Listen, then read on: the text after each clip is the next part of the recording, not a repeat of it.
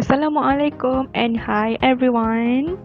Today we're going to explain about traffic engineering, code SKAB 3842. These are our lecturers, Dr. Siti Asma Hassan and Dr. Muhammad Zul Hanif.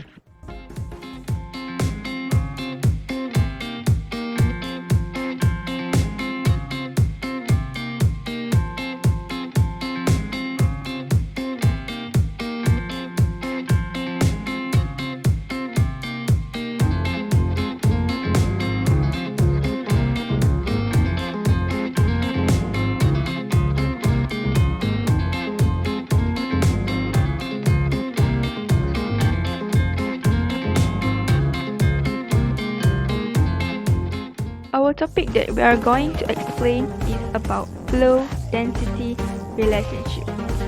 So then, have fun! What's up guys? So today we're gonna make a video about relationship between flow rate and density.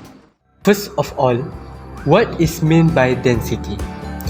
Density is the number of vehicles at a given length of highway or lane.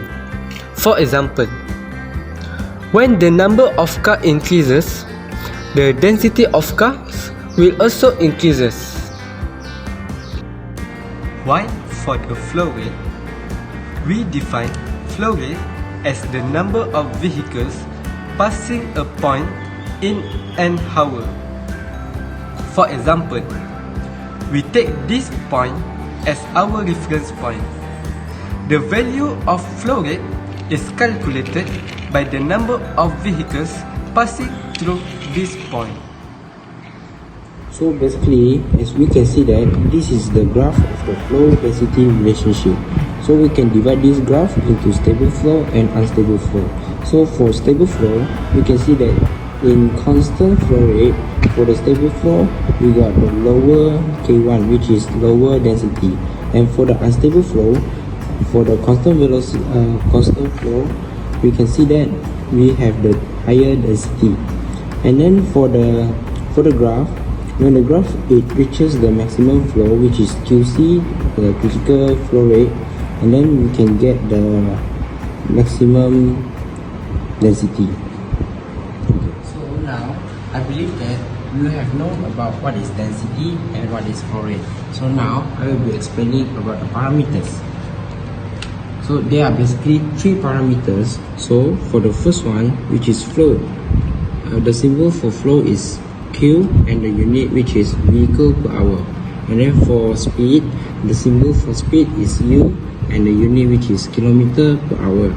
So the third parameters which is density and the symbol is K and the unit for density is vehicle per kilometer. So next, I will proceed to the general equation of the speed, flow and density relationship.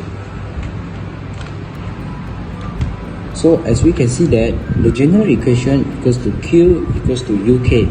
So for the Q max, it is equals to U times KC, which is U equals to UF over 2 and KC equals to KJ over 2. So finally we will get the Q max equals to UF KJ over 4.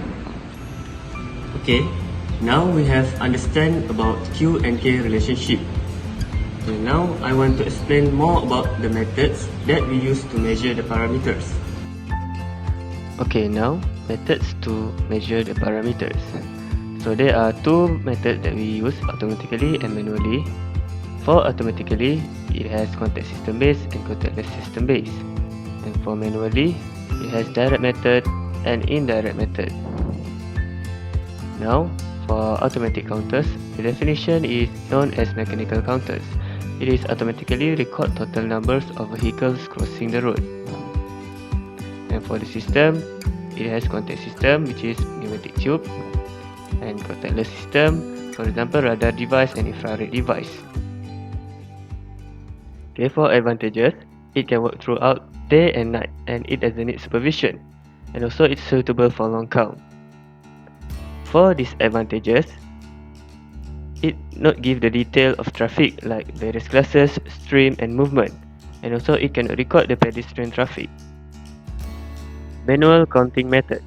The definition: a group of people record the total numbers of vehicles crossing the road section in period of time. And the method: direct method, for example, hand counter. Indirect method, for example, video cameras. Okay, what advantages and disadvantages for this method? For advantages, it gives full detail of the traffic, like various classes, stream, and turning movement.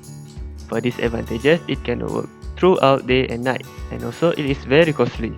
During jam density, vehicles will be in stationary.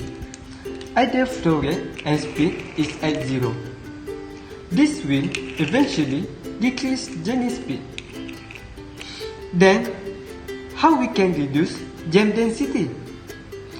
There are certain ways that we can take in order to handle this problem.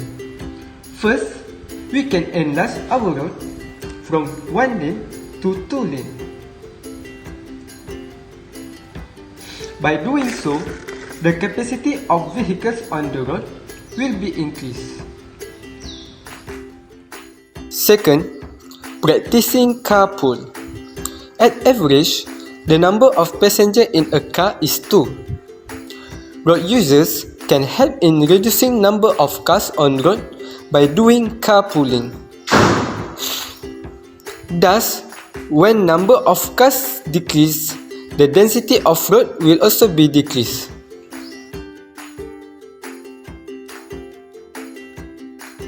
Third, using public transport. Public transport is very effective in reducing the number of vehicles on the road.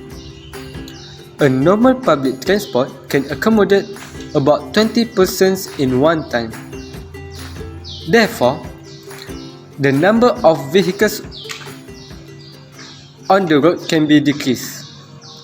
Hence, traffic jam can be reduced. Hi guys, now that we have reached the end of the video, I will show to you the level of service or called as loss, and also summarize what we have learned just now. So what is level of service or loss? So loss is used to analyze intersections and roadways by categorizing traffic flow and analyzing quality levels of traffic based on performance measure. So I will show to you what is loss more in details in a simulation. So come here. So